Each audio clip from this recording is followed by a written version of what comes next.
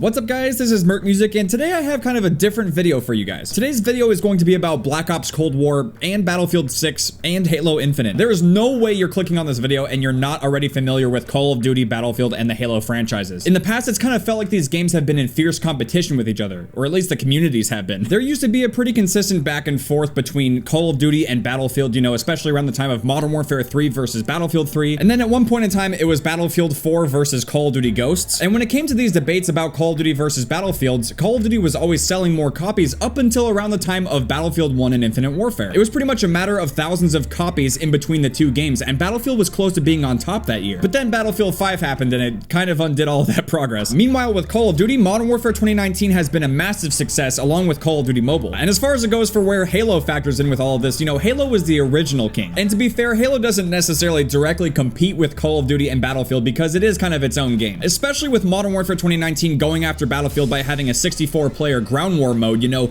they definitely know where they're competing. I think the closest Call of Duty got to competing directly with Halo was maybe Advanced Warfare or Infinite Warfare, possibly even Black Ops 3, but who knows. But for where we're at right now in 2020, all three of these games have kind of gone off in their own directions, but they're all doing the same thing. All three of these games and their studios and their publishers respectively are all taking more time to work on their games. You guys already know that I cover pretty much everything Call of Duty related, so there should be no surprises with Black Ops Cold War. However, when it comes to Battlefield, we're not going to be getting a new Battlefield game in 2020. And we don't even necessarily know what this next Battlefield title is going to be called, but it is going to be released in 2021 for the Xbox Series X, PlayStation 5, and PC. When it comes to the typical development cycle of a Battlefield game, it usually takes 2 to 3 years. This one is definitely a little bit on the longer end because it's coming out 3 years after Battlefield 5. And overall, I feel like this is a really smart move. They're gonna wait until the next gen consoles are out for roughly a year or so before they release their game. And on top of that as well, this is going to be releasing after Black Ops Cold War, so they're gonna kind of have an idea of what their competition is going to be like. I think this is a pretty good move. It gives DICE plenty of time to polish the game and figure out exactly what their angle is going to be. Hopefully whatever Battlefield game we get in 2021, I mean, I'm just really hoping it's Bad Company 3 or potentially Battlefield 6 and it's gonna be like a modern military game. But yeah, my second channel, Nerd Plays, I recently played all of the Battlefield 5 war stories. I'm kind of hoping that they don't necessarily repeat that. And yeah, overall, I just want Battlefield to be a contender. I don't want them to fall behind or fall out, because it kind of felt like that was the case with Battlefield 5. And as far as it goes for Halo, specifically with Halo Infinite, we got a development update on Twitter. And this was definitely a pretty big surprise because they actually decided to shift the release date of Halo Infinite to 2021 instead of the end of this year. Some of the biggest factors for this delay have to do with the ongoing pandemic and also just the general crunch that the studio has to go through to get this game ready. In this message, it says, "We know this will be disappointing to many of you and we all share in that sentiment." And I just want to let, you know, 343 know that it doesn't disappoint us as fans. I don't think there's anything wrong with them taking the extra time to make sure that their game is the best possible game that it can be. As far as it goes for us as players of the game, it's in our benefit for them to take their time and make a better game. I don't have any problem with that at all, but what a lot of people have noticed is that this could potentially hurt the sales of the Xbox Series X.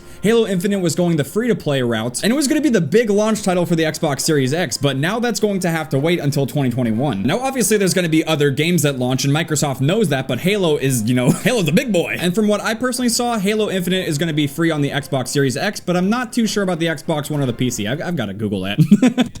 As far as I can tell, I think it might be free to play on all platforms and it's going to aim for 120 FPS. So yeah, in a nutshell, the delay of the release date for Halo Infinite is going to be good for us and good for 343, but it might not be so great for the Xbox Series X. And then of course we have Call of Duty 2020, which is rumored to be Black Ops Cold War. If you guys have been keeping up with all of the Call of Duty 2020 news, then you would know by now that we still don't have a trailer for this game. I'm recording this video on Wednesday, it's going to be going up on Thursday, and I believe this Friday is when we're going to be expecting either some more teasers or the full-blown reveal of the game. Now, not for nothing, this has taken quite some time to actually get to us. We're in mid-August here. And again, technically the only piece of official information we have was leaked to us by Doritos. There's nothing else officially saying that this game is Black Ops Cold War other than that leaked post. So what am I getting at here? It kind of looks like all of these studios and all of these games have kind of been delayed to some capacity. And to be honest, it's kind of hard to tell if this is solely because of the pandemic or because of marketing with the new consoles coming out this year. I feel like it's probably the latter. It could just be a mixture of both of these things along with some other factors as well that we might not be fully aware of. But the timing of the release for these different games is going to drastically affect how they all get received by their different communities. As Call of Duty players, we are expecting a brand new Call of Duty game this year, and I don't necessarily feel like it's going to be delayed until 2021, but you never know. With the current delays of Battlefield 6 and Halo Infinite, you never know. We could be getting a delayed Call of Duty game. But I've also speculated this as well. On the flip side, the game could actually just end up getting released very soon. This is a marketing technique we've seen with other games in the past, and Call of Duty might actually be going that route, which could potentially put them in an interesting position competition because they would almost be kind of rushing their game out while Halo and Battlefield are taking their time more. But again, we'll just have to wait and see. And on Friday, this is definitely going to be very interesting because that's when we're going to get even more info about the next Call of Duty game. As far as it goes with the competition between all three of these games, I don't think it's necessarily something that's that important. As fans of video games and FPS games, we don't need to be at each other's throats when it comes to these games. But there's no doubt in my mind that right now Call of Duty is definitely sitting on top, especially because we have Warzone and it's free to play. Blackout and Black Ops 4 was kind of the testing grounds for doing Battle Royale, and I think they definitely hit the nail on the head with Warzone this time around. With Battlefield 5, they were competing with Black Ops 4's Blackout mode by adding in Firestorm, but I don't think Firestorm has taken off in the way that Warzone has now. And when it comes to the Battle Royale scene, Halo has basically decided to just say no.